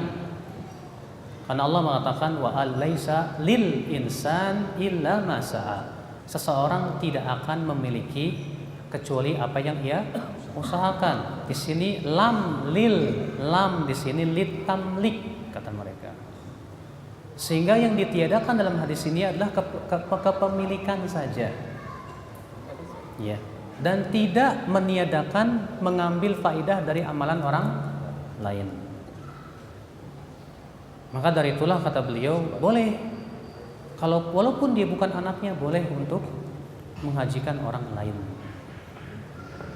Ini ya akhi azakumullah, yang kuat mana? Saya belum bisa jawab. Saya belum mendapatkan keyakinan dalam hal ini. Saya hanya sebatas menyebutkan ini pendapat-pendapat ulama. Dan Imam Ahmad bin Hanbal dahulu, kalau beliau belum yakin dengan suatu pendapat, beliau hanya sebatas menghikayatkan perkataan ulama saja. Qala fulan begini, qala fulan begini, qala fulan begini. Selesai. Imam Ahmad tidak menyebutkan yang rajih. Kenapa? Karena beliau belum yakin mana yang paling kuat. Maka saya ngikutin Imam Ahmad, begitulah. Terjadi perselisihan ulama, selesai. Kalau Bapak tanya ke saya, mana yang paling kuat menurut Ustadz, saya belum berani menjawab.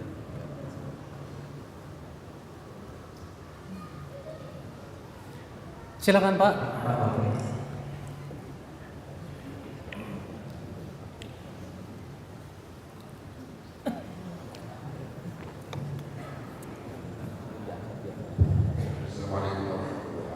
Waalaikumsalam warahmatullahi wabarakatuh.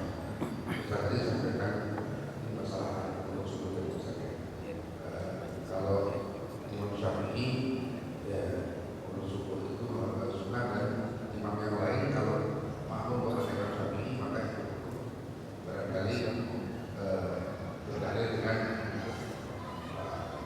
su'ilan imam di rumah ini berkata baru kami itu bila sini. Su'ilan apa? Ya. Kenapa Pak? Tolong diulangi.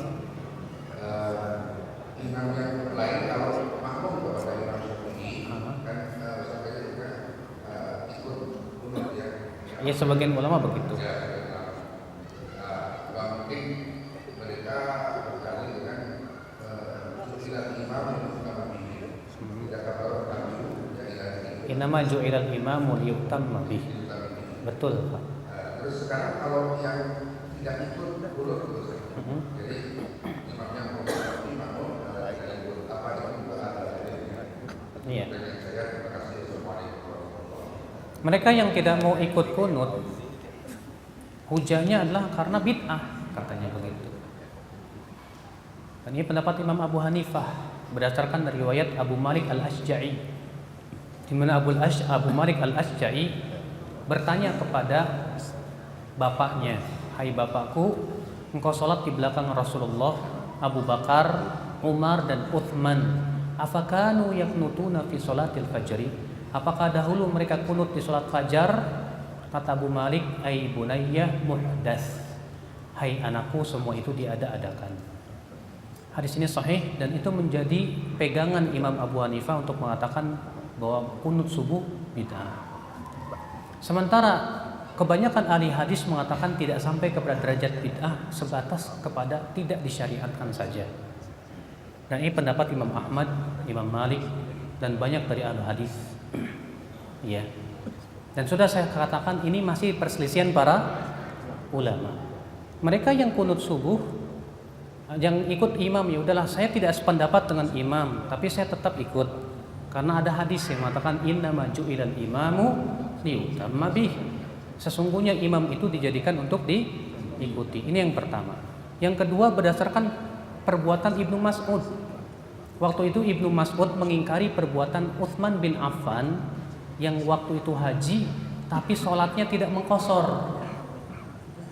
Utsman pada waktu itu sholatnya sempurna dan tidak mengqashar.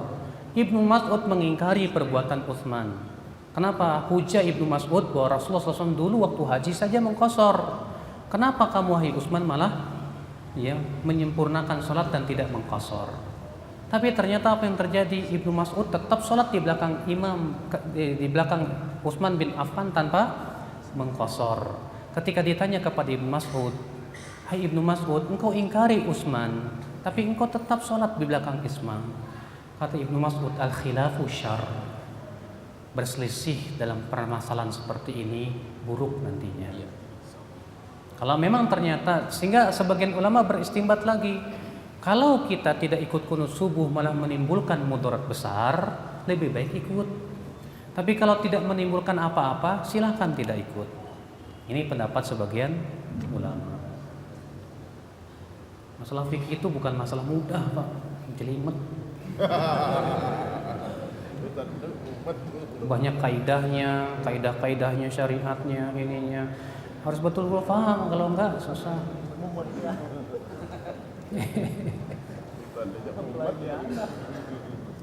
Silakan Pak.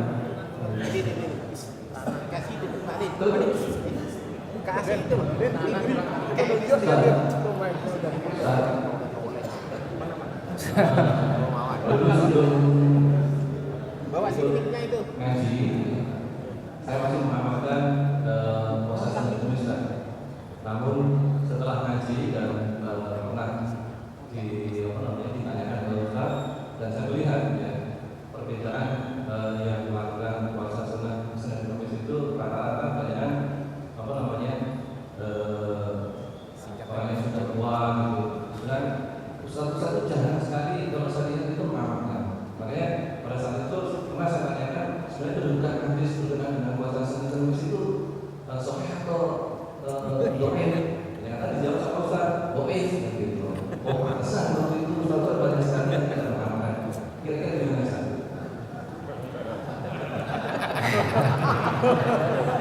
Pertanyaan bagus banget. Dalam kaidah usul fikih, Pak,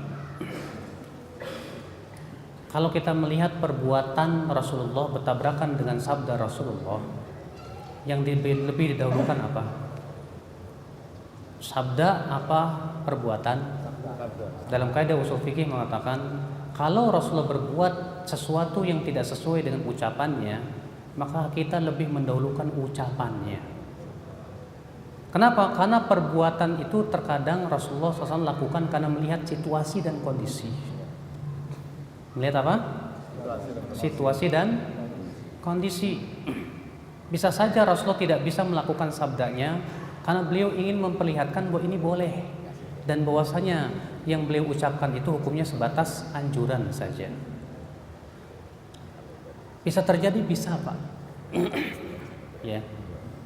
Saya berikan contoh, misalnya Rasulullah bersabda, tidak boleh seorang laki-laki mandi bekas air mandi perempuan, dan tidak boleh wanita pun mandi bekas mandi laki-laki.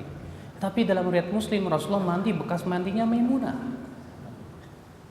Berarti ini gimana? Rasulullah melakukan sesuatu yang Rasulullah tidak ucapkan. Kata para ulama, untuk menjelaskan boleh. Untuk menjelaskan apa? Boleh, dan bahwasanya larangan itu litanzih saja, makruh saja.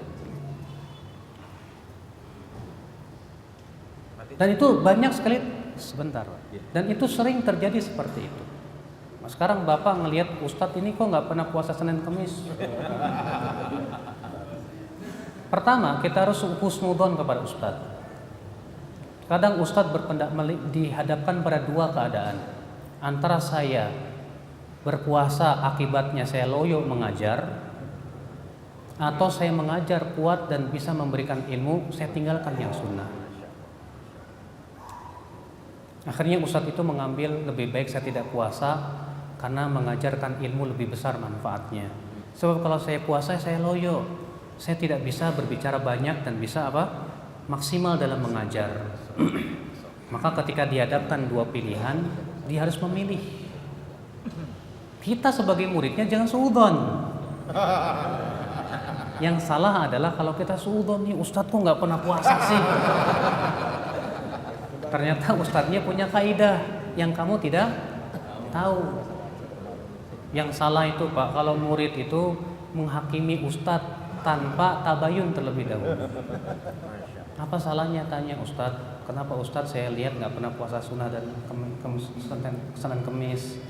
Ustadz akan menjelaskan keadaan saya begini. Alhamdulillah selesai. Makanya kata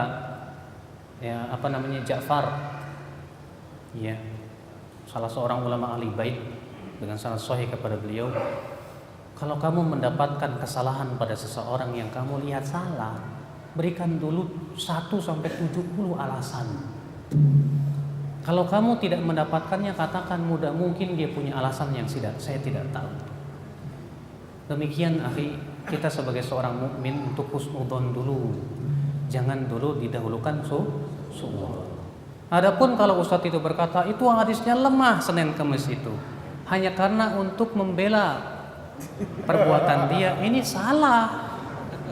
Karena hadis tentang puasa Senin Kemis sahih, diriwayatkan oleh para ulama hadis dalam kitab-kitab mereka dan disahihkan oleh para ulama dari zaman ke zaman. Maka kalau dia mendhaifkan karena tidak sesuai dengan selera dan hawa nafsu, ini menjadi warning buat kita. Iya, menjadi warning buat kita. Wallah. Sudah jam berapa nih, Pak? Satu lagi Pak. Kasih Pak. Kasih. Terakhir Pak, Fadhol, silakan. Assalamualaikum warahmatullahi wabarakatuh. Waalaikumsalam warahmatullahi wabarakatuh.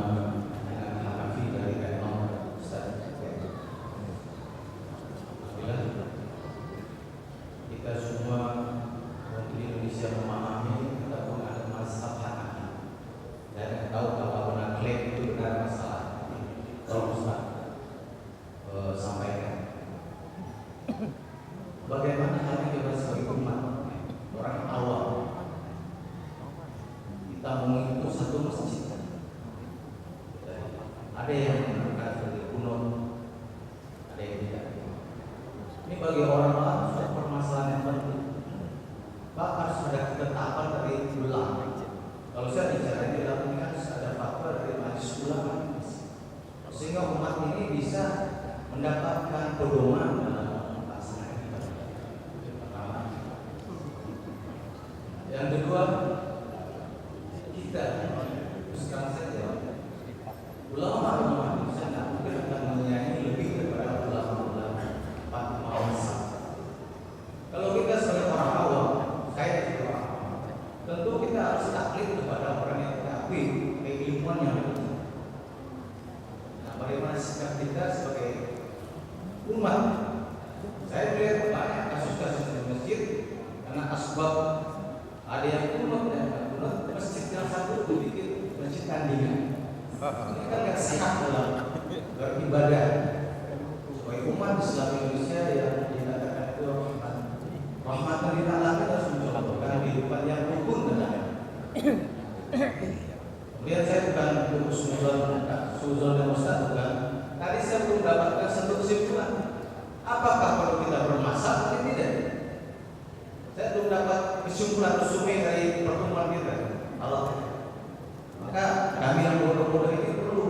Apakah kita perlu mengikuti sunnah satu sunnah mazhab juga atau tidak? Kita seperti kian menarik, seperti baling-balingan sedikit. Padahal kita harus beribadah harus punya prinsip. Assalamualaikum warahmatullahi wabarakatuh. Waalaikumsalam warahmatullahi wabarakatuh. Pertanyaan yang sangat bagus. Saya mulai dari yang ketiga dulu ya. Jadi kita ini harus bermadhab atau tidak? Saya katakan boleh kita bermadhab, tapi tidak boleh mewajibkan. Orang harus ikut madhab saya dalam masalah-masalah yang sifatnya perselisihan ulama.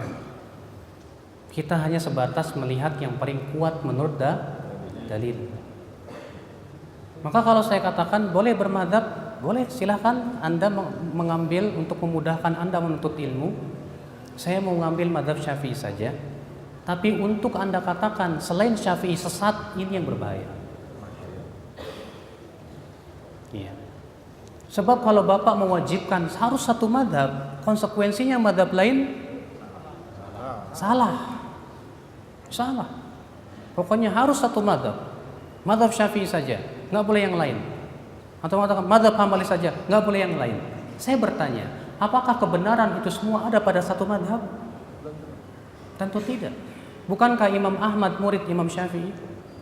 Bukankah Imam Syafi'i murid Imam Malik? Kenapa Imam Malik tidak berkata, hai Syafi'i, kamu nggak boleh menyelisih pendapat saya, kamu harus ikut madhab saya saja, satu. Tapi ternyata Imam Syafi'i rahimahullah pendapatnya banyak berbeda dengan madhab Imam Malik. Di zaman Imam Ahmad ada 3 madhab. Tapi kenapa Imam Ahmad tidak mengatakan saya hanya sebatas satu madhab saja? Tapi Imam Ahmad ternyata melihat dari 3 madhab, kemudian beliau melihat pendapat yang paling kuat. Saya katakan, Pak, kalau Bapak bertanya kepada saya, boleh nggak kita bermadhab? Silahkan. Yang tidak boleh itu mewajibkan harus ikut satu madhab. Kewajiban kita adalah setiap pendapat ulama kita nilai dengan dalil, bukan kemudian ya. Dan ini sebuah kaidah yang harus kita pahami, Pak. Dalam perselisihan ulama kita jangan berdalil dengan pendapat ulama, karena semuanya juga ulama. Imam Syafi'i ulama, Imam Ahmad ulama, Imam Malik ulama. Nah, kalau ternyata 3 imam ini berbeda pendapat, apakah kemudian kita berhujah dengan pendapat ulama? Salah. Hujah kita Al-Quran dan hadis. Hujah kita Al-Quran dan hadis. Kemudian yang kedua, Pak, memaksakan umat harus berada di satu pendapat sulit, Pak. MUI harus fatwa, harusnya umat Islam seluruhnya harus kunut subuh. Sulit, karena MUI pun juga menghormati para ulama terdahulu yang terjadi berselisih. Alhamdulillah yang duduk di majelis ulama orang-orang yang paham dan betul-betul mengetahui bagaimana pendapat para ulama terdahulu. Mereka pun sangat menghormati ulama-ulama terdahulu, sehingga tidak mungkin mewajibkan. MUI hanya mengatakan silahkan ya mengambil pendapat yang menurut kamu kuat, amalkan. Itu yang saya pernah berbicara sendiri dengan orang-orang MUI pusat. Kami tidak bisa mewajibkan manusia. Tapi kan kalau misalnya seperti itu di masjid ini kunut, yang ini enggak, jadi akhirnya buat orang awam, di sinilah kita harus mendidik orang awam supaya orang awam ini mau belajar, mau dewasa dalam menghadapi apa? Perselisihan. Ya. Kita bisa bersatu walaupun berbeda dalam masalah fikih madhab. Imam Syafi'i rahimahullah ketika berdialog dengan Yunus bin Abdul A'la Al-Aili, ya, Imam Syafi'i langsung memegang tangan beliau dan berkata, hai Yunus, apa salahnya sih kita tetap bersama walaupun kita berbeda ijtihad? Kata Yunus, demi Allah, aku tidak pernah melihat ada orang yang lebih berakal dari Syafi'i. Ya. Imam Syafi'i berkata kepada Yunus, apa bedanya, apa susahnya kita tetap bersama walaupun kita berbeda ijtihad dalam masalah fikih? Ini masalah ijtihad fikih yang berbeda. Ya sudahlah, Anda yang mau amalkan silahkan amalkan. Adapun orang awam yang merasa bingung, kita ajarkan, kita pahamkan. Justru biarlah orang awam itu dewasa dan tumbuh, ya, menjadi orang yang berusaha untuk mengetahui. Makanya kan standar kita dalam hal ini bukan orang awam, Mas, tapi ilmu, hujah dalam Al-Quran dan hadis Nabi SAW. Maka disinilah tugas-tugas kita untuk memahamkan kepada orang awam masalah-masalah yang berhubungan masalah seperti ini. Ya. Mereka para ulama pun semuanya kita hormati, semuanya, seluruh madhab, dari madhab Syafi'i, Hanafi, Hambali, Maliki, mereka semua ulama kita. Tidak ada istilah ulamaku, ulamamu, tidak ada. Tapi ulamaku, ulamamu, ulamaku. Mereka semua ulama yang diberikan oleh Allah kelebihan di atas kita. Makanya Allah tidak pernah memilah-milah. Allah yang berfirman, fas'alu ahla dzikri in kuntum la ta'lamun. Tanya ahlinya, baik dari madhab ini, madhab fulan, silahkan tanya ahlinya. Selama dia ahli dalam Al-Quran dan hadis Nabi SAW. Imam Malik bin Anas, sewaktu beliau masih hidup, khalifah di masa itu berkata kepada Imam Malik, "Hai Malik, bagaimana kalau aku wajibkan kepada manusia untuk menganut madhabmu?" Kata Imam Malik, "Jangan kamu lakukan itu. Engkau hendak mempersempit agama yang luas ini. Sementara aku manusia biasa yang bisa jadi salah dan bisa jadi benar. Yang hari ini aku berkata A dan besok saya bisa jadi berkata B. Jangan," kata Imam Malik. Bayangkan, ya, khalifah di zaman itu ingin mewajibkan manusia ikut pendapat Imam Malik, tapi Imam Malik menolak, tidak mau. Itulah ulama. Ya. Beliau menginginkan biarkan mereka belajar melihat dalil, hujah, menghormati para ulama seluruhnya, karena mereka seluruhnya ulama Islam yang kita cintai, yang kita hormati mereka. Wallahu a'lam.